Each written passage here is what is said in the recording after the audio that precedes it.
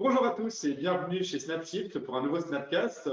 C'est des émissions qui vous permettent d'en apprendre plus sur le parcours des restaurateurs et de leur quotidien. Avec moi aujourd'hui David Aline. Bonjour. David. Bonjour. David Aline qui gère non pas une, non pas deux, non pas trois, non pas quatre, mais cinq franchises différentes au quotidien. Donc on va en discuter un petit peu avec toi de ton quotidien pour voir comment est-ce que tu fais pour garder la tête froide et pour ne pas te laisser. Comment tu fais simplement pour gérer cinq franchises au quotidien. Donc avant toute chose, est-ce que tu peux nous parler un petit peu de toi, David, de ce que tu faisais avant, du coup, avant d'être franchisé? Eh bien, moi, j'étais salarié d'un gros groupe de restauration rapide, McDonald's. Donc, j'étais équipier pendant mes études, jusqu'au moment où ils m'ont proposé d'évoluer, manager, puis euh, adjoint, puis directeur, puis gérant partenaire avec franchisé qui m'a bien accompagné, bien aidé. Donc ça, c'était ma première expérience en restauration rapide, jusqu'au moment où je me suis dit que ce que je faisais au quotidien dans un groupe, je voulais le faire aussi pour moi-même, en fait. Donc j'ai décidé de chercher et de me lancer sur une enseigne. Donc, ce n'est pas de lancer ton propre restaurant, c'est vraiment d'abord de vouloir commencer sur continuer sur une franchise. Tout à fait, ça me rassurait. Moi, ce que j'avais besoin, c'était d'être dans un cadre. Et puis, quand on se lance, on a pas mal de choses à préparer, à voir, à apprendre, qui étaient complètement nouveaux pour moi. Par exemple, monter un dossier à la banque, chercher un emplacement, monter des dossiers pour la mairie, et ainsi de suite. Donc, ça me rassurait d'avoir ce cadre à suivre au niveau de la franchise. D'accord. Donc du coup, alors ta venue temporelle, c'est que qu'est-ce que tu as fait quand en fait?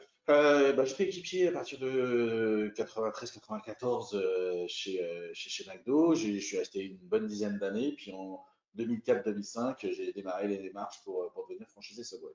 D'accord. Oui, donc, du coup, tu voulais quand même rester dans la restauration rapide, donc dans un milieu que tu connais, dans un milieu que tu connais bien. Exactement. C'était quelque chose qui était qui me paraissait en tout cas plus simple à gérer. D'accord. Et donc, alors, raconte-nous un peu comment ça s'est passé quand tu t'es lancé. Quels ont été les plus gros challenges, les choses auxquelles tu t'attendais pas, les surprises. Bien au début, en fait, voilà, tu viens d'un groupe, tu viens d'un franchisé structuré qui a ses outils. Puis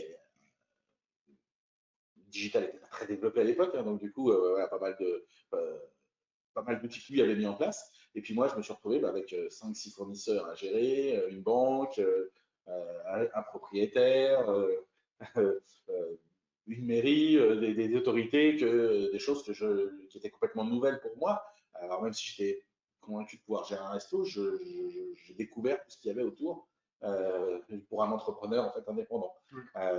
Donc ça, c'était les premières difficultés. Il a fallu en fait vite que je m'adapte et que j'apprenne et que je m'entoure avec un avocat, un expert comptable, RH et ainsi de suite. Est-ce que d'ailleurs McDo était au courant que tu voulais te lancer sur une franchise concurrente? Alors oui, quand je suis parti, ils m'ont demandé pourquoi je partais. Je leur ai expliqué que je voulais me mettre à mon compte, que j'avais pas les moyens en tout cas de postuler chez McDo à l'époque.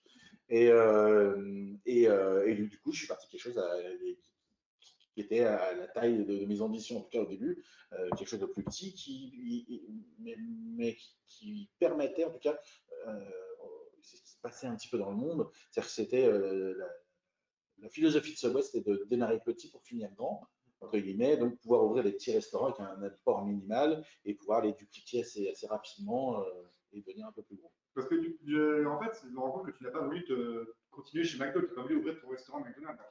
Non, alors je pense que j'avais pas forcément le profil à l'époque, en tout cas, et que j'avais pas forcément les moyens de le faire. Parce que justement, ça aurait été même peut-être presque plus facile, parce que tu pouvais. Oui, effectivement, ça l'aurait été, mais voilà, en tout cas, c'était pas possible à l'époque. Aujourd'hui, je sais pas, je me pose même plus la question, je dirais, mais en tout cas, au moment où je voulais me lancer, c'était pas possible pour moi. Et donc, alors, qu'est-ce qui t'a surpris alors, du coup, au moment où tu t'es lancé? Cette multitude de choses nouvelles qu'il faut organiser soi-même parce qu'il n'y a pas, il y a pas un patron qui le fait en fait. Voilà. Donc j'ai appris à le devenir et j'ai appris à organiser les choses. D'accord. Et donc, du coup, rapidement, j'imagine que tu as dû rapidement t'entourer, justement. Tu as dû rapidement faire appel à d'autres gens pour s'occuper d'autres choses, pour pouvoir t'assister, en fait, t'épauler là-dedans. Tout à fait, c'est ce que je te disais. Voilà, il y a vraiment besoin rapidement d'avoir un avocat pour créer ta société, un comptable pour suivre tes comptes et gérer ça au quotidien, une RH pour tes fiches de paye. Si tu crées un restaurant, un archi, des choses comme ça pour t'assister en fait. Parce qu'aujourd'hui, ne serait-ce que des demandes d'autorisation, à la mairie, c'est des choses qui sont assez compliquées à gérer au début. Et est-ce qu'il y a des pièges dans lesquels tu es tombé, enfin même tu es tombé, des gens le correction correctement, ou tu repérais des pièges dans lesquels il était facile de tomber, justement, tu es arrivé peut-être avec une certaine idée de comment ça allait être, au-delà effectivement de l'aspect entourage, de l'aspect de nécessité de s'entourer. Est-ce qu'il y avait d'autres éléments ou d'autres idées conçues qui ont été déconstruites, ou des surprises que tu as eues Tout va très vite au début, en fait. On s'en rend compte, mais tout est là, tout tourne autour de soi et on est responsable de tout, entre guillemets. Donc ça, c'est la première chose. Donc très vite, il a fallu que je sois capable de m'auto-organiser parce que il fallait que je me fixe un cadre, parce que j'en avais pas forcément de fixé. Donc très vite, il a fallu que je fasse ça. Et puis, alors j'avais la chance un petit peu d'avoir quelques notions comptables grâce à mes études, mais très vite aussi, il faut apprendre à gérer ses trésoreries, ses décalages de trésorerie, ses recettes qui rentrent et gérer les flux à la banque. Donc ça a été des choses où il faut pas s'emballer tout de suite, entre guillemets, il faut vraiment faire attention et essayer de prendre un peu de recul. D'accord. Ouais.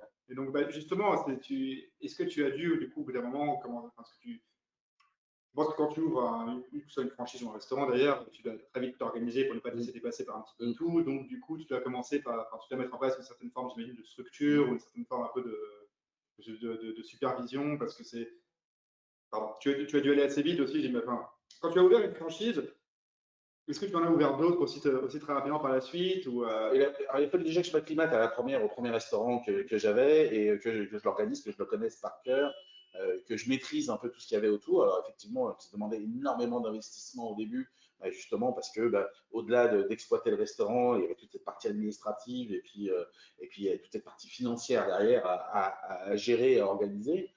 Une fois que l'opérationnel a été maîtrisé, j'ai commencé à essayer de le confier à un responsable de magasin, en fait, d'établissement, pour pouvoir et avoir des bras, entre guillemets, qui me permettaient de prendre un peu de temps, un peu de recul pour gérer cet administratif, ce financier et toujours avoir cet œil sur l'opérationnel. Mais il me fallait quelqu'un avec moi, donc du coup, la première chose qui s'est passée, c'est d'embaucher ou de faire évoluer ou de former un manager d'établissement. D'accord. Parce que du coup, comme on disait au début, donc aujourd'hui tu as 5 franchises. Est-ce que du coup, tu as plusieurs établissements par franchise, n'est-ce pas? C'est ça, exactement. Et donc, tu as commencé à développer chaque franchise individuellement avant de se lancer sur C'est ça. Il a fallu que je développe la première franchise dans un premier temps, donc les Subway, 1, 2, 3, 4, 5 restaurants, mettre une structure en place avec un superviseur, un comptable, une administrative.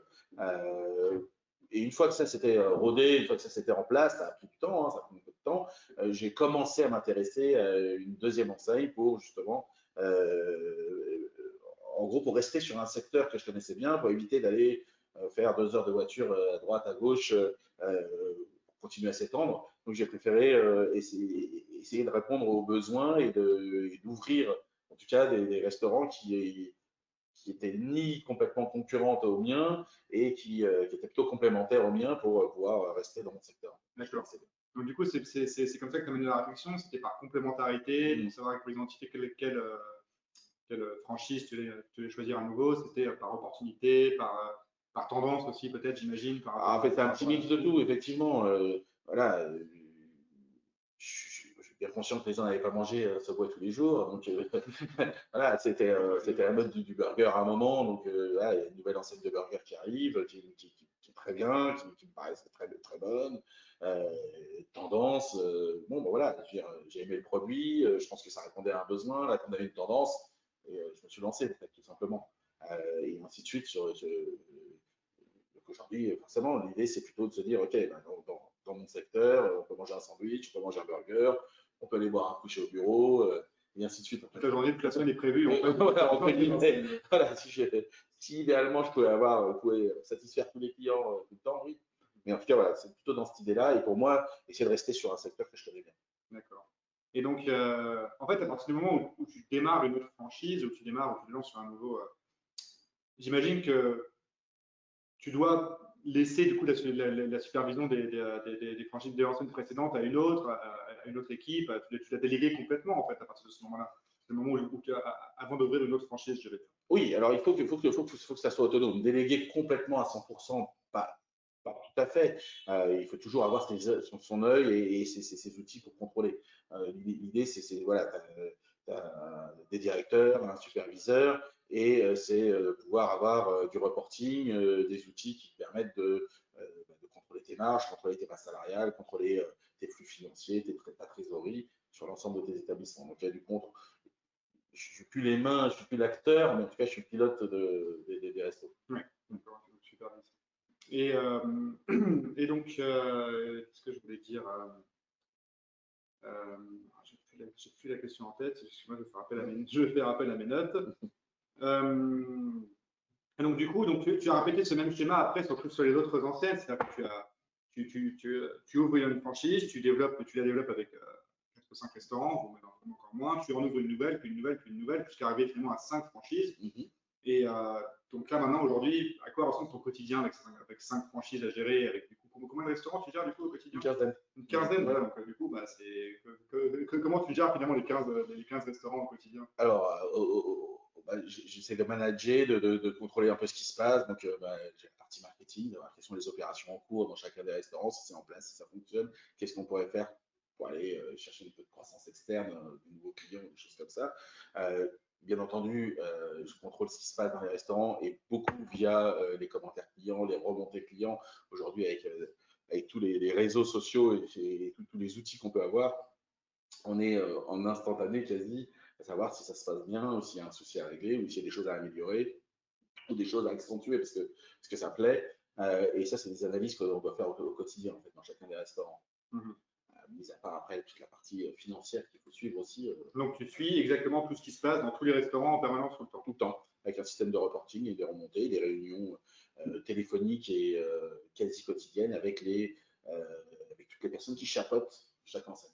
Mais du coup, c'est toi qui as créé la méthode d'organisation pour pouvoir suivre tout ça au quotidien. C'est-à-dire qu'en fait, tu sais exactement à quel moment de la journée tu vas faire quoi, ou c'est un petit peu chaque restaurant qui est juste à l'instruction enfin chaque manager de restaurant qui est à l'instruction de faire remonter au niveau supérieur de la hiérarchie à la personne qui à chaque fois un peu te transmet un petit peu quand ils veulent, ou est-ce que c'est voilà, bah, tels horaires fixes, tu as telle heure je sais que je fais ça, telle heure je sais que je fais ça, telle heure je sais que je fais ça. Alors, dans l'idéal, oui, à telle heure, je sais, tel jeu mon planning, voilà. Mais après, il y a toujours une part dans mon planning d'imprévu, parce que je sais que dans la restauration, rien n'est complètement figé. Mais oui, je garde cet imprévu régulier qui décale mon planning.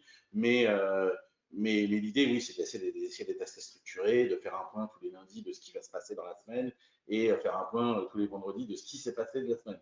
En tout cas, et enseigne par enseigne, effectivement. Maintenant, il y a aussi des besoins où il faut que j'aille rencontrer les gens sur le terrain, discuter avec eux, voir comment ça se passe, et tester les nouvelles technologies et des choses comme ça. Comme Shift, c'est comme ça que c'est arrivé. On teste un nouveau produit, on regarde si ça fonctionne, on le teste sur 2-3 restos, puis si c'est bien, on voit que ça fonctionne. Et on voit que ça fonctionne bien et on le déploie sur 15. Voilà. Parce que, en fait, là, vu tout ce que tu me dis, moi, en fait, la première question qui me vient à l'esprit, c'est comment tu fais finalement pour ne pas être complètement, pour garder la tête froide en fait. Parce que moi je sais qu'avoir géré tout ça dans une semaine toujours, c'est. Après, voilà, l'idée c'est plutôt de toujours avoir une bonne gestion de ses priorités. Voilà. Ça, pour moi, c'est quelque chose de très important.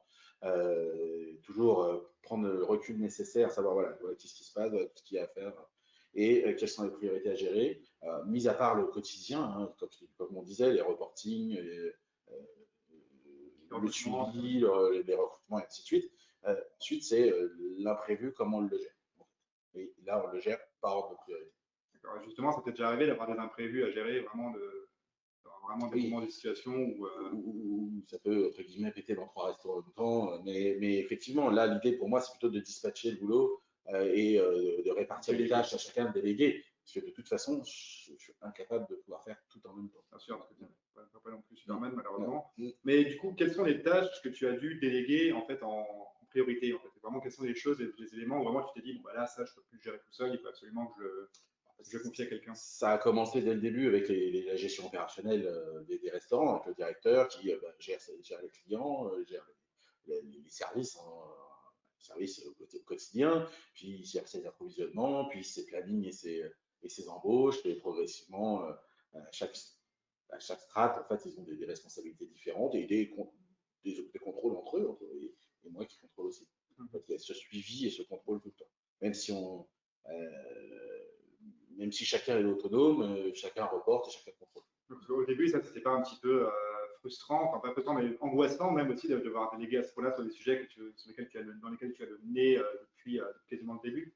Oui, toujours. Alors après, c'est pour ça que j'ai besoin de m'imprégner à chaque fois d'une nouvelle enseigne, ou de m'imprégner d'un nouveau restaurant pour pouvoir le connaître et pour que ça soit plus facile pour moi, en tout cas, de déceler un souci éventuel ou une amélioration éventuelle. C'est pas ce que j'imaginais vraiment. Donc après, à toi de te recentrer. Ok, c'est pas forcément ce que tu imaginais, mais si ça marche bien et que leurs idées sont bonnes, bon, bah, faut les suivre quand même. Voilà. Donc, ça t'est jamais arrivé avant d'ouvrir une franchise de te dire, au moment où tu préparais justement ton dossier pour le franchiseur, de dire non, en fait, finalement, je ne me lance pas sur celle-ci, je préfère me lancer sur une autre. Ça y est, ça m'est arrivé de pas faire. Oui, bien sûr. Ah non, je fais pas tout. De toute façon, je fais vraiment ce qu'il faut que je le sente complètement. Il faut que je m'intègre complètement à chaque franchise que je vais ouvrir différente, chaque enseigne. Et c'est la difficulté. Il faut vraiment rester focus sur, voilà, je suis chez Au Bureau, je fais du Au Bureau. Ouais. Je compare pas, je fais pas forcément de pont, en tout cas opérationnel, d'une enseigne à une autre. Si c'est ça, je me focalise là-dessus et je reste là-dessus. Quand je vais basculer après chez Poulet Braisé, là, je vais faire du Poulet Braisé. Mais en aucun cas, je vais mélanger les deux.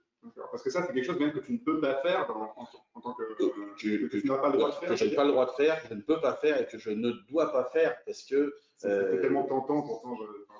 Parce que bon, même si ce sont des enseignes différentes, c'est de la restauration rapide, ce sont des process qui sont assez identiques. Bien sûr, tenter de faire la sécurité alimentaire, ça va être la même partout. Oui, ça va. Donc, j'ai pas de questions à me poser. Parce que tu as l'air d'en parler comme si c'était plus justement, tu te dis, voilà, quand je suis sur un restaurant, quand je suis sur Steak and Shake, je reste sur Steak and Shake, ou sur Poulet Braisé, machin. Donc, du coup,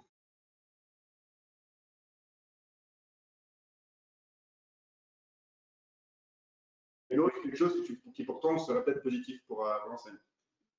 Oui, alors après, rien ne m'empêche d'avoir des idées ou ça me donne des idées, des choses que je pourrais éventuellement adapter. Mais encore une fois, c'est le job à la tête de réseau de faire ça. C'est pas le mien. Moi, mon job, c'est d'opérer au mieux les restaurants et d'utiliser les outils qui sont mis à ma disposition pour exploser les chiffres d'affaires et les rentabilités. Si je commence à remettre en question ou à vouloir adapter une enseigne à une autre, je suis plus dans mon rôle en fait. Et c'est là où je vais perdre de l'énergie, perdre du temps à faire des choses qui ne sont pas productives finalement. C'est à moi de faire confiance à ces gens-là. C'est pas opérationnel, exactement. C'est ce que j'imagine. Et donc alors pour les autres, pour les 4 autres enseignes, donc Steak and Shake, Au Bureau, Tacos et Poulet Braisé, tu avais comme Subway, tu les as développés. Effectivement, en fait, l'idée, c'est voilà, j'ouvre un premier resto, je m'imprègne du concept, je le connais, je passe du temps, et une fois que je suis capable de le maîtriser, l'idée, c'est de le dupliquer et de pouvoir y mettre une structure et une structure dédiée à chaque enseigne et pouvoir après piloter les directeurs d'enseigne, en fait, entre guillemets. Tu vois ce que je veux dire? En fait, oui. Voilà, j'ai des petits groupes de resto, puis j'ai un gars qui gère chaque groupe de resto et moi je pilote ces personnes-là. Donc en tout, ça fait combien de restaurants alors? 15. 15 ouais. D'accord. Et donc alors du coup, la question que j'ai tout de suite envie de te poser, c'est comment tu fais pour garder la tête froide avec ces 15 restaurants? Uniquement, c'est grâce à cette structure que tu mets en place? C'est ça. En fait, j'ai entre guillemets un peu de filtre un peu partout. Et puis, c'est remonter d'informations. Alors attention, j'aime bien avoir toutes les informations tout le temps. Il me faut du reporting, il me faut du feedback en permanence, puisque je dois être au courant de tout ce qui se passe. Je ne te parle pas de toutes les embauches, je suis au courant de toutes les embauches aujourd'hui. Mais en tout cas, tout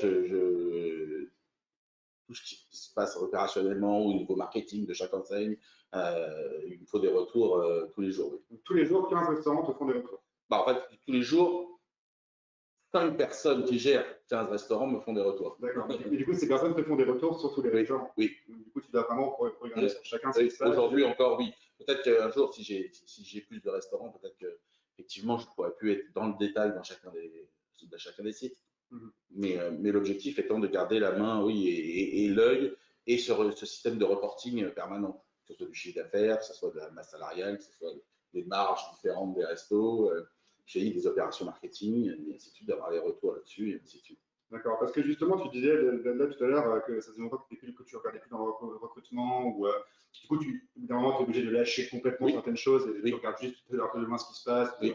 Et donc, à partir de quand est-ce que tu as estimé que c'est nécessaire de faire ça entre les 5 et les 15 restaurants? À partir de quand est-ce que tu t'es dit, OK, au bout d'un moment, là, je peux juste plus, c'est plus possible? En fait, je fais par strat, sans que ce soit péjoratif, mais c'est vrai qu'effectivement, aujourd'hui, une fois que j'ai un directeur en place, j'essaie de le responsabiliser, et c'est celui qui embauche ses équipiers ou ses serveurs ou ses cuisiniers, c'est le directeur qui prend en charge cette partie-là, avec un deuxième entretien, par exemple, par le directeur de l'opération ou le superviseur de l'enseigne. Et moi, pendant un premier temps, j'ai gardé uniquement les équipes d'encadrement, manager, directeur. Puis par la suite, quand j'ai un superviseur qui gère 3 restos, il gère toute la partie, je dirais, première strate d'encadrant, donc tous les managers. Et je me garde les directeurs, entre guillemets, à embaucher ou à former ou à faire évoluer, parce que l'idée, c'est quand même de faire beaucoup d'évolution interne. Okay. D'accord. Donc, dès que j'ai un directeur, c'est lui qui gère ses embauches. D'accord. Donc, c'est presque le sujet du recrutement que tu délègues en premier, en fait. Parce que c'est presque celui, j'imagine, qui est le recrutement, achat, c'est pareil. Dès qu'il y a un directeur de site, un manager de site, c'est lui qui fait ses achats et qui achète toute la marchandise qu'il a besoin. Ce qui sont les deux plus gros en restauration, les deux plus gros postes, entre guillemets, la masse salariale et le food. D'accord. Donc, ce sont ces tâches-là que tu délègues en priorité, oui. en fait, à partir du moment où bien sûr, où tu peux plus faire toi-même. Ouais. D'accord. Et après, il y a des outils de suivi. Donc après, moi, je suis le coût des achats, les marges, et ainsi de suite, avec des outils. Je suis les plannings et les marges, Snapsheet. Évidemment. Évidemment, là. Non, mais voilà, c'est des super outils pour pouvoir gérer ce nombre de restaurants. Justement, écoute, ça tombe très bien parce que tu enchaînes un peu sur la partie sur laquelle je voulais t'amener, qui était, parce que tu as commencé du coup en 93. C'est ça. Donc à un moment, donc, le digital n'était clairement pas ce qu'il était aujourd'hui. Et donc tu as lancé Subway, alors, 2004-2005, donc le digital a commencé à peu près à se lancer. C'est le début, oui. Voilà, et donc là, du coup, aujourd'hui, là vraiment aujourd'hui, le digital est ce qu'il est. Quels sont les outils vraiment que tu continues d'utiliser ou que tu conseilles à tes équipes d'utiliser pour du coup justement continuer à gérer tous ces restaurants? Les outils digitaux, tu veux dire? Les outils digitaux. Ou même pas forcément digitaux, si tu en as d'autres qui viennent en tête. Ça, comme moi, je suis un digital native, je pense qu'à ça, mais en soi, même s'il y en a d'autres. Non, aujourd'hui, tout se digitalise. En fait, aujourd'hui, on gagne un temps fou. Et que ce soit pour faire des plannings, par exemple, si on veut parler de Snapshift, on fait des plannings, on a instantanément nos courbes, on peut croiser les courbes d'un resto à un autre. C'est hyper pratique pour moi, hyper pratique pour eux aussi. C'est des vrais outils de travail. Et plutôt que de faire des calculs, c'est un gain de temps. Comme toujours, en fait. Aujourd'hui, c'est du temps. Donc, c'est des gains de temps énormes. Pareil, quand on passe des commandes, plutôt que d'être la télévente au téléphone tous les matins, le chef dans les restos, il passe ses commandes sur des outils informatiques. Il passe quand il peut, quand il a le temps et quand il a un trou. Du coup, il n'est pas bloqué, ça va plus vite. Il a ses coûts instantanés. Et on peut calculer des marges produits instantanément. Donc, et comment tu les as découverts, du coup, ces outils? C'était au moment où tu t'es dit, bon, bah, voilà, le digital commençant à évoluer, il va bien y avoir des choses qui doivent exister pour pouvoir m'aider à. En fait, quelle problématique sur quelle problématique as-tu commencé à vraiment chercher des outils pour t'assister dans la gestion d'une franchise? Est-ce que c'est justement les plannings? Est-ce que c'est pour la paye? Est-ce que c'est pour tout ce qui est administratif RH? Ou même des sujets qui sont extérieurs à Snapshift? Qu'est-ce que c'était vraiment? Oui, alors en fait, les premières problématiques, c'est tout ce qui est achat, toujours. Parce que, pareil, on arrive à un groupe, il y a un bon de commande pour tout, au même endroit, c'est assez facile. Puis après, on rentre dans différentes franchises qui sont plus ou moins avancées en France, plus ou moins avancées parce qu'il y en a qui ont 200 établissements, puis d'autres qui en ont 20. Et donc, ils n'ont forcément pas le même niveau d'élaboration, puis même moyen. Et donc, on se dit, ouais, ok, voilà. Donc là, il faut que je formalise ça, il faut que je puisse faire mes achats facilement, il faut que je gagne du temps là-dessus plutôt que d'appeler, rencontrer 15 commerciaux tout le temps. Donc voilà, premier outil, c'est celui-là, passer tes commandes tout simplement dans un resto. Puis après, ton deuxième outil, effectivement, c'est gérer ta masse. Gérer tes plannings, plutôt que d'utiliser, alors sans que ce soit mal, hein, c'est très bien Excel, mais faut le mettre, puis pour l'élaborer, pour faire un beau planning sur Excel, il faut être informaticien. Il n'est pas mon cas, je suis restaurateur. Donc voilà. Donc du coup, après, à partir du moment où tu trouves des outils pour le faire, ou qu'on te propose des outils, tu commences à regarder le marché, bah, c'est des choses c'est des vrais besoins. Je pense que de toute façon, c'est issu de personnes qui ont été sur le terrain, qui se sont rendus compte que c'est des besoins et qui avaient les capacités de les créer en tout cas. Voilà. On voit que certains logiciels, Snapchat ou d'autres, ont été créés aussi par des gens issus de ce monde-là, en fait. Oui, c'est des gens qui ont pu constater un peu le manque, et qui d'un coup se rendent compte que voilà, il y a clairement trop. Il y a d'autres outils. Aujourd'hui, ce que je fais beaucoup, j'ai besoin de gérer beaucoup, c'est tous mes flux de trésorerie, forcément. Donc, comme on entend parler souvent dans une entreprise, quelle qu'elle soit d'ailleurs, il y a de plus en plus d'outils aussi pour faire ça, plutôt que de pointer tous les matins le compte et s'assurer que le comptable il est bien, fait son job en temps et en heure. Là, il y a des outils de trésor qui permettent de savoir ce que je vais avoir à payer cette semaine, quelle entrée j'ai sur les comptes et où j'en suis et comment il faut que je manage ce truc. Okay. Et justement, là, c'est une petite curiosité qui me vient comme ça. Est-ce qu'il y a aujourd'hui encore un besoin, de quelque chose auquel aucun outil ne répond aujourd'hui?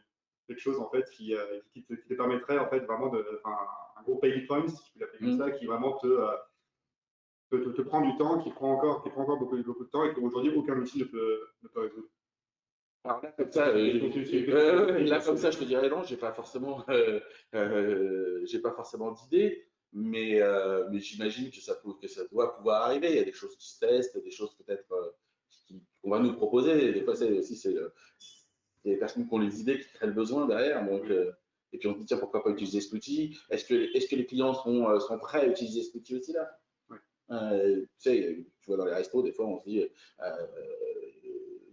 il y a 15 ans, on n'imaginait pas, ou 20 ans, on n'imaginait pas que chez McDo, ils auraient des bornes. Aujourd'hui, c'est des outils qui ont été créés, puis au final, c'est top, tout le monde est content, et toutes les enseignes y viennent. Voilà. C'est vrai que j'ai du mal à penser qu'il pouvait exister un monde avant ça. Voilà, exactement. J'y arrive pas, ouais. Et alors, attends, j'avais une question en tête, mais je crois que je l'ai perdue. Donc, en fait, je vais en poser une autre en attendant. Ah non, si, voilà, j'ai retrouvé. Ces outils, justement, comment ils sont gérés aujourd'hui? C'est-à-dire que c'est parmi toutes les structures que tu as, il y a une personne qui s'occupe de te présenter, enfin, qui s'occupe directement de l'outil de planning, une autre qui s'occupe des outils d'achat, c'est toi qui es en train de mettre dedans. Où est-ce que ça se passe d'un point de vue comment opérationnel en fait? Alors, en fait, ouais, les outils, c'est pas typiquement des outils que tu peux, toi, un outil de planning, un outil de commande ou un outil de gestion de la trésor, c'est des outils que je peux mettre en commun sur tous les magasins. Pour le coup, là, il y a une vraie économie d'échelle que je peux faire, quel que soit l'établissement, quelle que soit l'enseigne. Donc, effectivement, maintenant, j'ai un bureau un peu plus important avec un contrôle de gestion qui va gérer tous ces coûts-là et qui va mettre à disposition de tous les responsables d'établissement ou de tous les responsables de zone, entre guillemets, certains outils.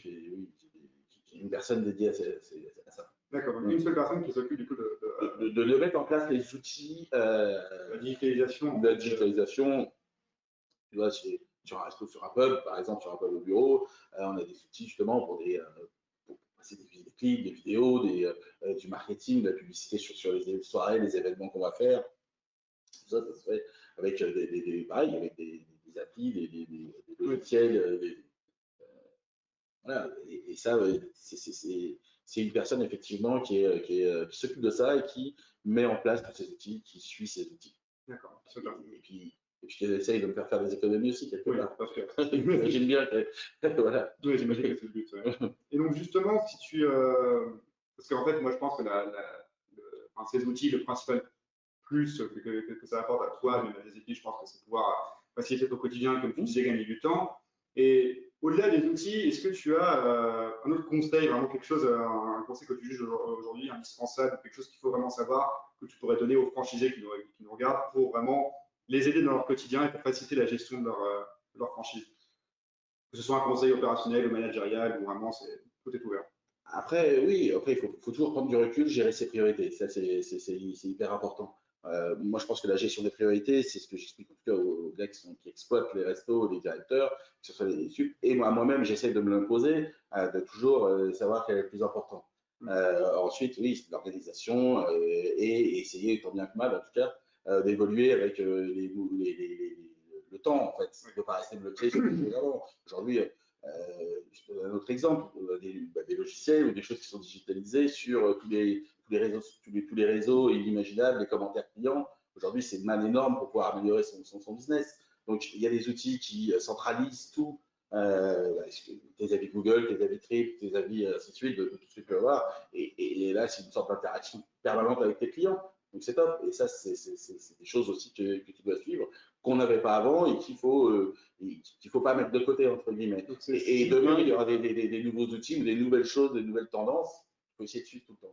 Et ça, les têtes de réseau t'aident beaucoup, parce que ça fait partie des choses que t'apportent la franchise. Donc sur le suivi, là vraiment, c'est pour toi quelque chose tu juges comme étant indispensable, c'est le suivi justement des retours clients, des avis clients. Oui, oui. Ça c'est hyper important. C'est ce qui te donne la tendance de ton resto ou d'apporter l'entreprise, entre guillemets. Mais effectivement, le retour client, c'est important. Savoir s'ils sont contents, pas contents, qu'est-ce qu'on pourrait améliorer, qu'est-ce qu'ils ont envie, les écouter. Ça, c'est la priorité. Oui. Donc, du coup, toi encore, ça t'arrive de regarder tout le temps. Tous les jours. Parce que j'imagine qu'effectivement, tu as un outil qui te donne des alertes dès qu'un commentaire a été posté. Exactement. C'est important aussi pour toi, j'imagine, de leur apporter une réponse si jamais il y a une expérience qui n'est pas satisfaisante. Tout à fait. Et puis de rectifier tout de suite dans le restaurant. Oui. Ouais. De rectifier tout de suite le tir. Ça arrive de se tromper. Après, il faut l'expliquer au client. Aujourd'hui, on a la chance de pouvoir lui expliquer tout de suite. Avant, on ne l'avait pas. On fait l'erreur, ça arrive, on a fait quelque chose de bien, tant mieux. Mais en tout cas, s'il nous le dit, il faut le remercier, et puis essayer de continuer dans ce sens-là et d'améliorer encore les choses. Et puis si c'était moyen, on corrige, on explique au client pourquoi, et puis on essaie d'avancer. Et tu as déjà eu justement, tu as déjà pu constater vraiment de point de vue purement pratique les bénéfices d'apporter des réponses à des clients, oui. Justement le bénéfice de pouvoir, d'être vraiment écouter, faire des retours. Oui, tout de suite, à partir du moment où on est à l'écoute de nos clients, on va forcément améliorer le service dans le restaurant. Donc, inévitablement, à moyen terme, ça va se ressentir et tu vas gagner en chiffre d'affaires puisque tu vas avoir de plus en plus de clients si tu as de moins en moins de problèmes. C'est naturel, donc c'est du chiffre d'affaires gagné en écoutant les clients. Donc, effectivement, il y a d'autres outils, des clients mystères, des choses comme ça, des sociétés que tu peux avoir à l'extérieur pour regarder si les standards sont respectés, effectivement. Mais le plus important, c'est quand même le retour des personnes qui viennent chez toi. Voilà. Voilà, tout simplement. Mais alors, moi, là, à t'entendre, j'ai l'impression que tout a toujours roulé sur des roulettes, que tout est toujours impeccable, que tout est toujours parfait. Mais du coup, j'ai quand même envie de te demander, il y a forcément dû y avoir un moment quand même où tu as fait face à une certaine forme de crise, où tu t'es laissé peut-être un petit peu dépasser par tous ces restaurants, enfin par la supervision de tous ces restaurants. Est-ce que tu as un exemple à donner qui sera vraiment un moment où il y a eu une crise à gérer et où il y a eu une crise à gérer et qu'est-ce que tu as fait surtout pour pouvoir la gérer? Ouais, il y a des moments où je pense que je voulais aller un peu vite. Ça s'est arrivé, effectivement, où fort de réussir 4-5 premiers restaurants, je me suis dit, ouais, je vais tous les réussir. Et puis sans faire assez attention, sans être assez rigoureux, ouvrir un resto qui n'aurait pas dû être ouvert, ça m'est arrivé aussi. Donc, à moi, ou de rectifier le tir, ou de changer potentiellement, parce que l'enseigne n'est pas adaptée à l'endroit, ou de revendre. Mais effectivement, il faut toujours avoir la même rigueur quand on prend un nouveau restaurant, ou une nouvelle enseigne, ou un nouveau magasin, prendre du recul et bien étudier les choses et s'assurer qu'on a forcément l'équipe qui va bien et qu'on peut mettre en place. Toujours gérer, toujours piloter et pas se dire qu'il faut réussir à tout faire tout seul, c'est impossible. Parce que c'est ce que j'allais dire, est-ce que c'était déjà arrivé par exemple que tu es dans un restaurant et d'un coup on te dit attention, il y a un problème dans un autre restaurant, il faut absolument que tu viennes, ou un problème que tu gères tout de suite, et puis en même temps un autre qui te demande de gérer. Enfin, je me dis, sur 15 restaurants, ça t'est jamais arrivé que tu aies dû t'occuper de plusieurs choses en même temps et vraiment tu étais Oui, alors ça arrive que des fois, il y a là, pareil, bah, encore une fois, tu gères ta priorité, tu fais lequel est le plus important. Et puis, si tu as l'équipe, tu as quand même une équipe qui est là aussi pour te donner un coup de main et à toi de dispatcher le boulot avec, bah, si c'est un problème comptable, si c'est un problème RH, si c'est un problème opérationnel, et non, bah, tu envoies la personne qui t'organise avec ton équipe pour savoir qui va faire quoi, en fait. Ouais. Voilà. Mais il faut prendre le recul nécessaire et voilà, toujours pareil. Tu lis tes priorités, tu dis ça, c'est la priorité, ça. Voilà. Donc c'est le plus important, c'est de gérer la priorité. Mm. Et encore, tu as encore un autre conseil en tête, un autre truc à dire. En fait, un truc qui vraiment, selon toi, a pu faire la différence au moment où tu as commencé à gérer plusieurs restaurants, à gérer plusieurs franchises. C'est donc la gestion des priorités et encore autre chose qui t'aide aujourd'hui encore à garder la tête froide. Après, qu'est-ce qui m'aide à garder la tête froide? Non, bah, après, oui, il faut maîtriser ces concepts. Maîtriser ces concepts, bien suivre les formations et ne pas remettre en question ou pas remettre en question chacun sa vie. C'est des concepts, il faut les suivre. D'accord. Parce que ça, oui, j'imagine que c'est quand même une grosse gymnastique d'esprit, même si au début tu as été un peu habitué avec McDo, qui je pense ça va être hyper carré, hyper séquence dans ses process.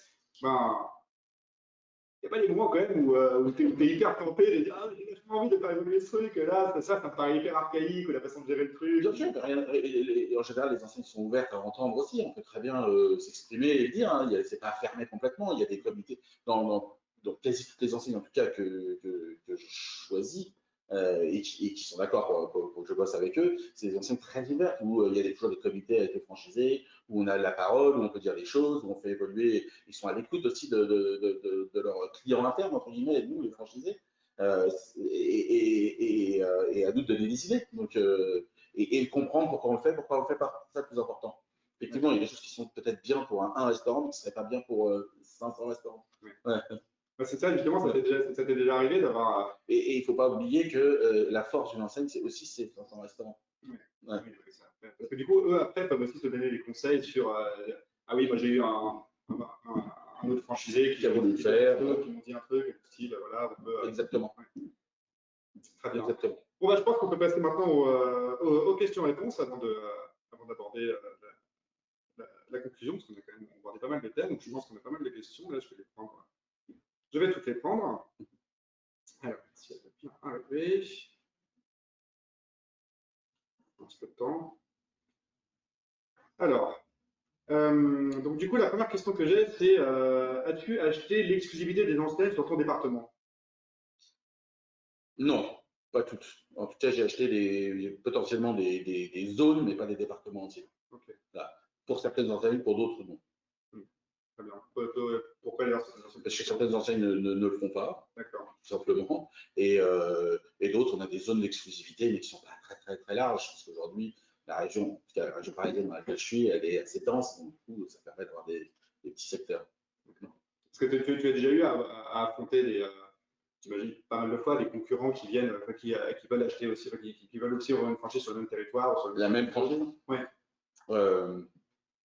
Oui, c'est arrivé, c'est arrivé. Après, là encore, à nous de faire confiance à la tête de réseau pour ne pas faire, de pas créer de la concurrence Internet.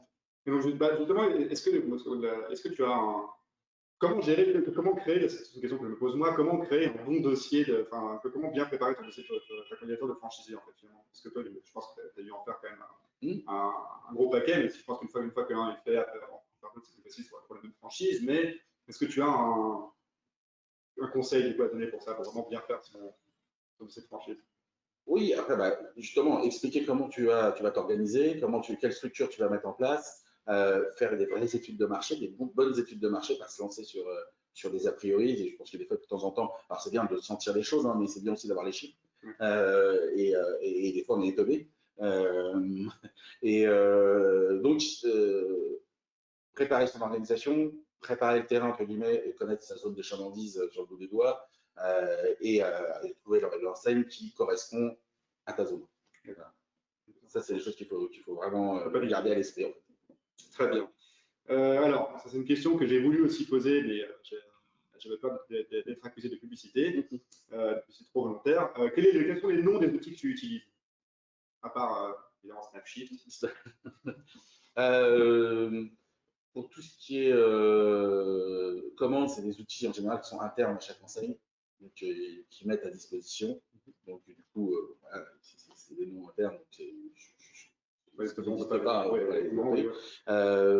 après, sans faire de pub, pour tout ce qui est remontée de commentaires clients, j'utilise Mailly par exemple. C'est quelque chose qui est assez pratique, qui marche très bien.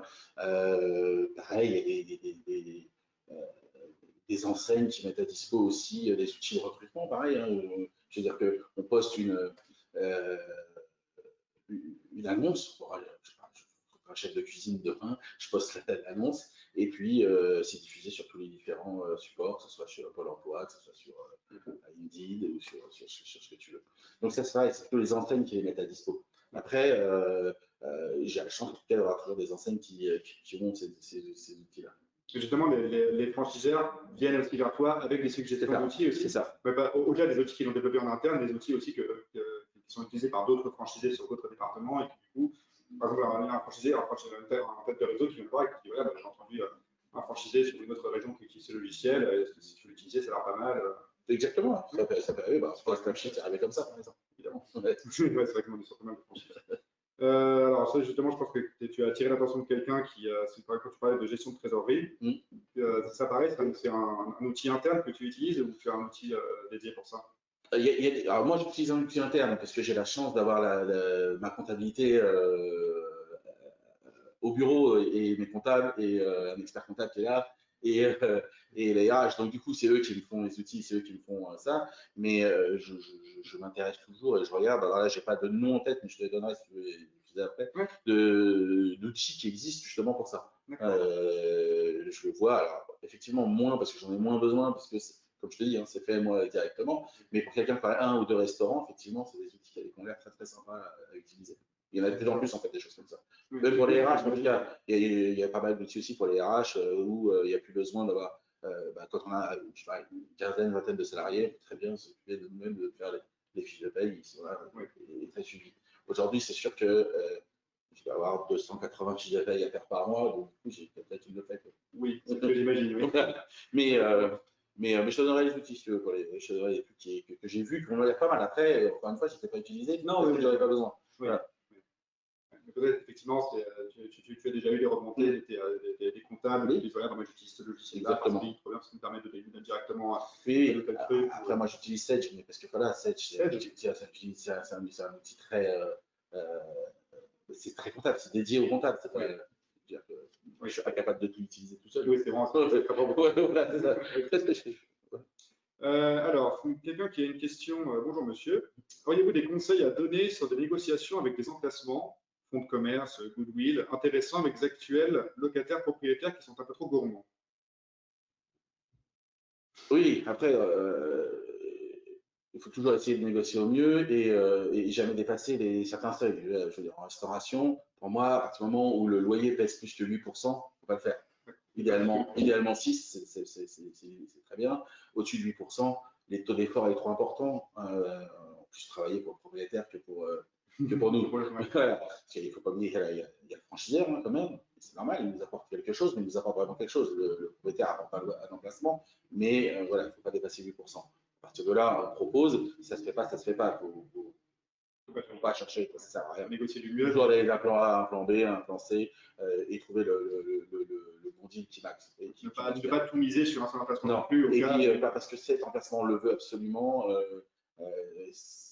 Voilà, tu parlais d'expérience, ça m'est arrivé de vouloir absolument cet emplacement, quoi qu'il arrive, le payer très cher, payer un très gros loyer, pour au final que ce soit le restaurant qui gagne le moins d'argent parce que trop de charges, parce que pas avoir suivi les quelques règles de base, voilà, quand même pas dépasser 8% de chiffre d'affaires. Parce que ça, j'imagine, alors ça pour le coup, c'est une question un peu que je me pose aussi. Tu peux pas, sur les prix auxquels tu vends tes menus, par exemple, dans chacune des franchises, parce que moi je sais que par exemple, j'ai déjà vu des McDo, pour prendre un exemple personnel, où les prix étaient un peu différents. Du coup, c'est toi qui les fixes ou il y a un ordre de grandeur qui est imposé par le franchiseur Il y a toujours un ordre de grandeur, parce qu'on te donne une fourchette de prix basse et une fourchette haute, et à toi de savoir où tu te situes entre les deux, en fonction des coûts, en fonction du restaurant et en fonction de ce que tu apportes comme service. Parce que des fois, d'un resto à un autre, t'apportes pas, même si c'est la même enseigne, tu n'apportes pas tout à fait le même service. Alors, tu as des standards qui sont minimum et qui sont déjà en général assez élevés, mais tu peux apporter des petits plus et forcément, tu as besoin d'un peu plus de ressources. Ok, c'était totalement personnel. Alors, quelqu'un qui dit: je suis gérant d'un concept de restauration rapide sur Bordeaux depuis 2 ans. J'aimerais le développer en franchise, mais j'ai aucune notion dans ce domaine. Quel conseil pouvez-vous me donner? On peut refaire une interview entière, là, je pense. Ouais, là, faut déjà mettre, faut déjà mettre tous ces process par écrit, avoir des vraies fiches techniques de chaque plat et avoir conceptualiser son restaurant.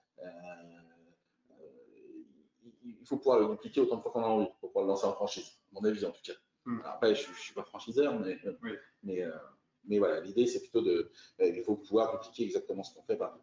D'accord, créer des fiches techniques, effectivement, pouvoir les process et les fiches créer des process et des règles à respecter. Ouais, c'est ça. Au-delà du contrat de franchise qu'il faudra faire par un juriste. Mais... D'accord. Parce que effectivement. Quel montant minimum d'apport faut-il pour son premier restaurant?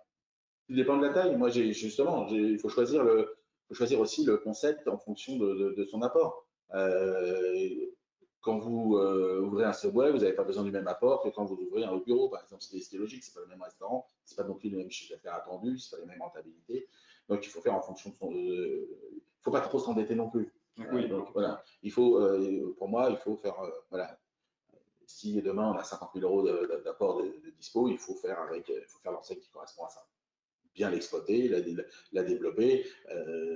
Voilà, il y a des enseignes qui permettent de commencer petit, puis de multiplier un peu les points de vente et de grossir pour pouvoir après, pourquoi pas, basculer sur quelque chose de plus gros. Alors, ou en gardant ce qu'on a, ou en vendant et en faisant autre chose. D'accord. Mais est-ce que c'est pareil, tu te dis, ça dépend d'une enseigne à une autre, mais il y a quand même un montant où il ne faut pas dépasser, ou vraiment ça dépend tellement de tes ressources? Non, ça dépend de tes ressources, ça dépend de ce que tu veux faire. Demain, je sais pas, moi, si tu veux tu veux monter une sandwicherie, ça ne va pas te coûter la même chose que si tu veux créer un hôtel. Ouais. Oui, c'est plutôt logique. Alors, peux-tu reprendre la hiérarchie de ton personnel encadrant? Par enseigne, j'ai un directeur des opérations qui s'occupe de tout avec moi, qui est un vrai bras droit, qui est le responsable opérationnel pour toutes les enseignes. Et ensuite, j'ai un superviseur par franchise et un directeur par établissement. D'accord. Et selon le type de franchise, le type de restaurant, de 1 à 3 managers qui font partie de l'équipe d'encadrement de chaque restaurant avec le directeur. D'accord, donc ça fait 4 niveaux de hiérarchie. Ouais. Du coup, qui reporte directement à Le directeur rapporte à chaque superviseur. Je peux être en direct avec les subs de chaque enseigne ou seulement avec le directeur des opérations. D'accord. Donc, tu es sur 2 niveaux. Ouais, sur 2 niveaux. Après, tu délègues complètement. Voilà, j'ai une personne qui s'occupe du marketing et pour le coup, aujourd'hui, sur l'ensemble des différentes franchises, qui suit les opérations marketing nationales de chaque franchise pour et me dire comment ça fonctionne et puis s'assurer que c'est mis en place partout dans chacun des restaurants. D'accord. Parce que tu vois, c'est vrai, je ne t'ai même pas entendu en parler, mais ça, tu avais quelle formation à l'origine? J'ai un BTS compte gestion. D'accord, ouais. Donc, effectivement, c'est d'accord. Là, si tu avais eu une formation en restauration ou pas du tout. Non, pas à la base. Est-ce qu'il y a c'est une bonne question. Est-ce qu'il y a des clauses de confidentialité ou de non-concurrence? Comment les enseignes réagissent quand elles apprennent que tu ouvres des restaurants qui sont sur des enseignes qui sont potentiellement concurrentes? Par exemple, je pense à Subway et au Tacos, par exemple, mais en plus sur un même secteur. Est-ce que tu as déjà eu des réactions des franchiseurs par rapport à ça? Oui, il y a des franchiseurs qui refusent. C'est des clauses. Donc, je m'efforce de ne pas le faire. Comme je te dis, moi, l'idée, c'est vraiment jamais être en conflit avec les franchises. C'est vraiment d'être en toute transparence. Et donc là, sur tous ceux que tu as ouverts, c'était parce qu'il n'y a pas eu de clause de non-concurrence. Exactement. Mais ils ont quand même réagi d'une certaine façon ou je ne sais pas, est-ce qu'elles te mettent en garde en disant attention, vous n'êtes pas censé, on compte sur vous pour respecter le secret. Oui, bien sûr. Ce sont des clauses de confidentialité, du savoir-faire de chaque enseigne, il est là. Donc, du coup, c'est pour ça que je te dis que je m'efforce tout le temps d'avoir des équipes dédiées à chaque enseigne. Et moi, quand je fais du haut bureau, je fais du haut bureau. Et si je fais du poulet, je fais du poulet. Ou du poulet braisé. Mais après, pareil, il y a des enseignes qui sont exclusives. Donc, à partir du moment où tu es chez eux, tu fais que cette enseigne-là. Puis d'autres qui ne le sont pas, qui sont un peu plus ouverts. Ne dépend pas de la taille. Parce que moi, c'est vrai que Subway ou des grosses enseignes comme ça, j'aurais imaginé que c'était des franchises exclusives. Non, non, Non, ok, non. Ça dépend. En fait, ça dépend des. d'accord, ok, ça dépend des enseignes. Ça dépend des enseignes, vraiment. Donc après, à moi de faire attention. C'est sûr que, et de toute façon, encore une fois, moi, dans mon souci euh, de diversité, c'est pas l'idée, je veux pas me faire concurrence à moi-même. Oui, Je ne vais pas ouvrir un concurrent au bureau en face de moi, c'est aucun intérêt. oui.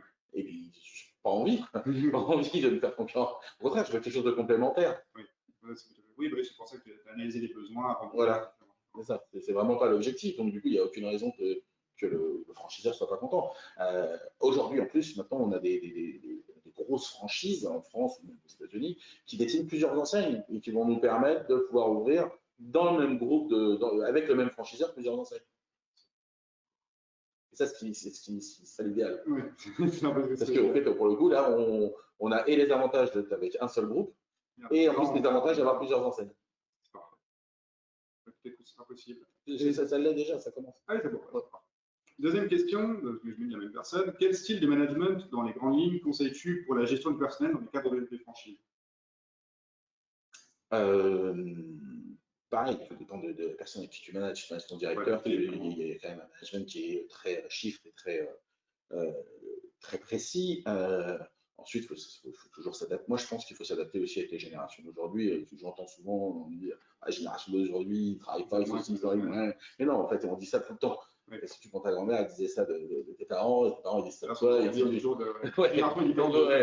faut s'adapter, donc il faut les écouter, il faut être à leur écoute. Je pense que c'est hyper important d'être à l'écoute de ses salariés tout le temps. Et puis ne pas non plus, j'imagine, ça c'est ma génération qui parle, mais c'est aussi d'être plus dans une relation j'allais dire presque de mentoring aussi, c'est-à-dire d'être en dessous d'une personne, enfin, considérer que son manager a effectivement des expériences à lui apporter, mais qu'on peut sentir aussi qu'on peut lui apporter quelque chose. Il faut, et puis moi je pense qu'il faut transmettre des connaissances tout le temps, c'est hyper important, il faut que tout le monde apprenne tout le temps, que ce soit un équipier ou un serveur, il doit apprendre des choses, le manager il apprend des choses tous les jours, il transmet ses connaissances à ses serveurs, l'adjoint doit transmettre au manager, le directeur et ainsi de suite. Plus tu transmets, plus toi tu peux faire autre chose. Tu transmets tes connaissances, les gens font ce que comme toi tu as envie, tu les fais évoluer. Il ne faut pas avoir peur d'aller dans sa zone d'inconfort pour évoluer et pousser un peu aussi tes collaborateurs dans cette zone d'inconfort pour qu'ils puissent évoluer et apprendre de nouvelles choses sans permanence. Mais les pousser, non pas les forcer. Les pousser. C'est la différence classique entre un patron et un manager. Donc, non, il faut être à l'écoute de ce qu'ils disent. Ils n'ont pas forcément des mauvaises idées. Et surtout, je pense qu'il faut leur transmettre un maximum de choses. Ça sera des expériences. Ils sont avec toi, ils évoluent, tant mieux. Et puis, ils partent sur autre chose, ils auront appris quelque chose et c'est hyper important. Hyper enrichissant. Moi, je trouve ça autant enrichissant d'apprendre à quelqu'un que de sentir qu'on apprend et d'apprendre de quelqu'un. Voilà, exactement. Que tu as formé. Quel investissement financier tu as mis personnellement pour pouvoir financer cette franchise? Pour lancer cette franchise, pardon. Tout au début, j'avais sans que ce soit indiscret, j'avais 100 000 euros de base, du McDo. Pour Subway, mon père m'en a donné un petit peu, et comme je disais, mon oncle m'a aidé sur certaines choses. Voilà, j'ai démarré avec ça, puis petit à petit, j'ai ouvert un deuxième avec les gains du premier, et j'ai eu un petit peu de croissance externe avec quelques investisseurs aussi. À un moment donné, c'est des choses qui viennent à toi sans forcément que tu les demandes. Ouais, et là, tu n'utilises pas d'ailleurs, il faut faire attention. Pas perdre la tête, toujours pareil, il faut bien prendre du recul et piloter le truc. Mais maintenant, aujourd'hui, c'est chaque franchise comme je te disais, tu ouvres un Subway, tu sais que tu as besoin d'à peu près un tiers du montant. Un Subway, ça coûte 350 400 000 euros, mais il faut à peu près un tiers d'apport. Quand tu es sur des enseignes un peu plus grosses, c'est plutôt sur 1 million, 1,2 million, il faut un tiers. Voilà. Donc toi, tu as 800 000 au début. Mais tout au début, oui. D'accord. Concernant le recrutement et surtout celui de responsable, est-ce que tu as des conseils? Quelqu'un qui dit, avec 3 structures, je rencontre beaucoup de mal pour ma part, ce qui me freine énormément dans le développement dernièrement. Donc pour le recrutement surtout des responsables. Des responsables. Moi, j'ai toujours. Après, ça prend du temps au début, mais j'ai toujours favorisé la croissance interne, c'est-à-dire voilà, essayer de déterminer qui peut évoluer ou pas, et de le suivre et de lui transmettre ses connaissances et de le faire grandir en fait au sein de la structure. Ça, pour moi, c'est toujours les meilleurs, c'est souvent de très bonnes réussites. Donc des personnes qui sont déjà dans les franchises, Oui. donc c'est pas quelqu'un qui connaît déjà bien le truc et qui a Voilà. commencé presque en bas de l'échelle. Moi, je pense qu'il faut un bon mix. En fait, de temps en temps, un peu de personnes extérieures qui apportent des nouvelles idées, un peu de fraîcheur, c'est très bien. Il faut le mix des deux. En fait, il ne faut pas que embaucher des responsables de l'extérieur, il faut aussi faire évoluer les gens en interne. Et ces gens-là, ça prend un peu plus de temps parce que c'est toi qui leur apporte le savoir, tu les suis, ça te demande un petit peu plus d'attention. Je pense effectivement que c'est. Mais pour moi, en tout cas, ça a toujours été la clé pour pouvoir continuer à me développer. Okay. Et aujourd'hui, d'ailleurs, ça fait partie des objectifs de chacun des responsables d'établissement, de développer du monde et de transmettre, encore une fois, transmettre les connaissances. Parce que ça, c'est la formation qui est hyper importante. C'est le jeu sur lequel tu insistes, j'imagine, auprès de tes têtes de réseau, auprès de tes responsables de magasin. Exactement. Et cette formation constante qu'il doit y avoir est hyper importante. Alors, les outils de trésorerie, ça, on en a un petit peu parlé déjà. La personne qui s'occupe des RH, est-ce qu'elle fait partie de la masse salariale à plein temps ou est-ce que c'est un consultant? Masse salariale à plein temps. Ouais. Encore une fois, aujourd'hui, j'ai une ligne au-dessus qui gère toute cette partie-là et qui a donc un vrai bureau administratif. Donc, elle est embauchée, lui, à plein temps. Okay. Très bien. Est-ce que les conditions d'entrée sont identiques d'une franchise à une autre? Non. Sinon, avec un parc de 15 restaurants, est-ce que vous avez le pouvoir de négocier ces conditions? C'est très rare. En général, les conditions, elles sont figées et puis voilà, tu n'acceptes pas. Non. Oui, parce que j'imagine que même quand tu possèdes pas mal de restaurants d'une seule franchise, après, tu ne peux pas non plus poser l'entreprise. De toute façon, c'est prévu. Un resto, deux restos, s'il y a un troisième, c'est tel prix. Voilà, c'est des choses qui sont déjà prévues. Et puis, c'est pas là où il faut chercher à faire des économies. Ça sert à rien.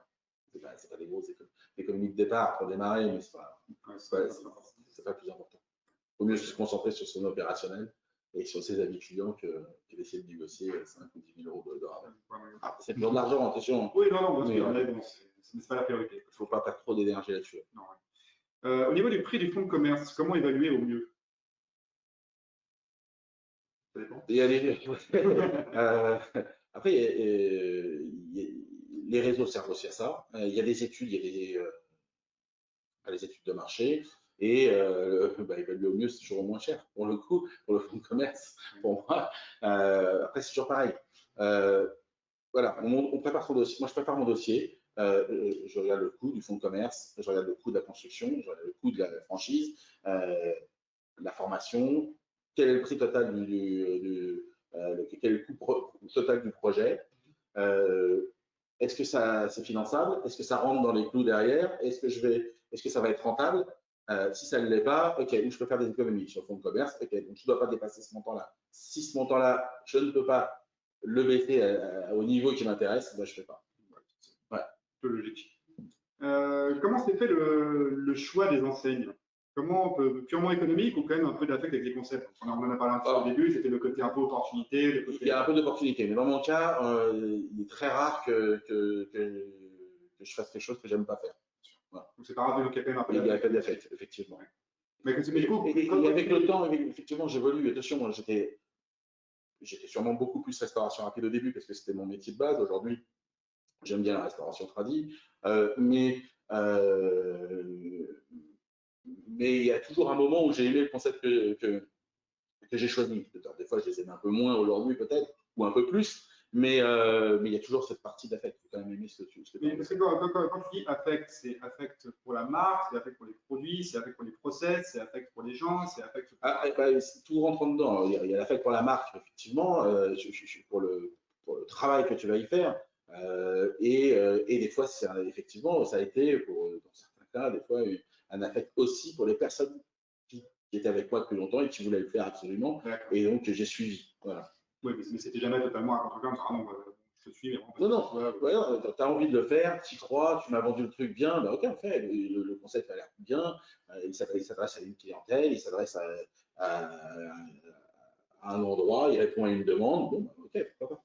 Ok. Alors, il ne reste plus beaucoup de temps, là, même normalement, on est censé arriver au bout, mais bon, comme les gens sont très, très curieux, on va poser juste une dernière question. Et qui en plus, je pense, sera… Bon, attends, il y a une question très rapide, parce que vraiment, je pense que c'est un pourcentage, donc ça, au moins, je pense que c'est assez binaire.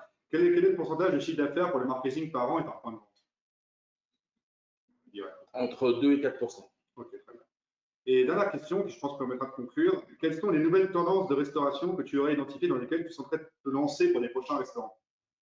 Ou même, moi, j'ai presque envie d'élargir un peu plus la question, ou est-ce que carrément là maintenant tu te dis, ok, c'est bon, j'aurais mon propre restaurant, ou est-ce que je veux rester dans la franchise? Alors aujourd'hui, je suis très bien dans la franchise et ça me va bien. J'ai l'impression que j'aurais pas le temps de créer mon propre restaurant puisque voilà, j'ai pas mal d'établissements. Créer son propre restaurant, ça prend du temps. Il faut créer, il faut y mettre son âme, il faut y mettre son savoir-faire, il faut le faire grandir en fait avant de pouvoir le dupliquer et le créer en franchise. Ça, c'est que mon point de vue. Moi, je pense que à part les groupes qui ont l'habitude, qui sont capables de créer un concept de toute pièce, aujourd'hui, moi, à mon niveau, je ne me sens pas du tout capable de faire ça. Donc, non, je veux rester dans la franchise. Est-ce que tu as du coup identifié quel est le plus dur du coup pour toi? Après, aujourd'hui, je regarde beaucoup les partenaires avec qui je travaille en franchise aujourd'hui et je regarde leur portefeuille de marque. Tu as comme ça, il y a une nouvelle tendance de foot qui t'intéresse, que tu suis un peu de près pour voir si c'est intéressant de financer, parce que tu parlais tout à l'heure de l'opportunité, tu te lances par opportunité. Est-ce qu'il y a des opportunités que tu commences à repérer ou des choses sur lesquelles tu poses des questions? Aujourd'hui, pas encore, parce que je consolide un peu certaines franchises que j'ai ou que je viens de démarrer. Tu parles de poulet braisé, c'est quelque chose de tout neuf pour moi. Donc, attends de voir. C'est par exemple une tendance actuelle, hein, c'est vraiment tout neuf comme resto. Il faut déjà que j'en ai qu'un, il faut déjà que je consolide ça, et que j'arrive à créer cette équipe pour ce département-là, entre guillemets, chez moi.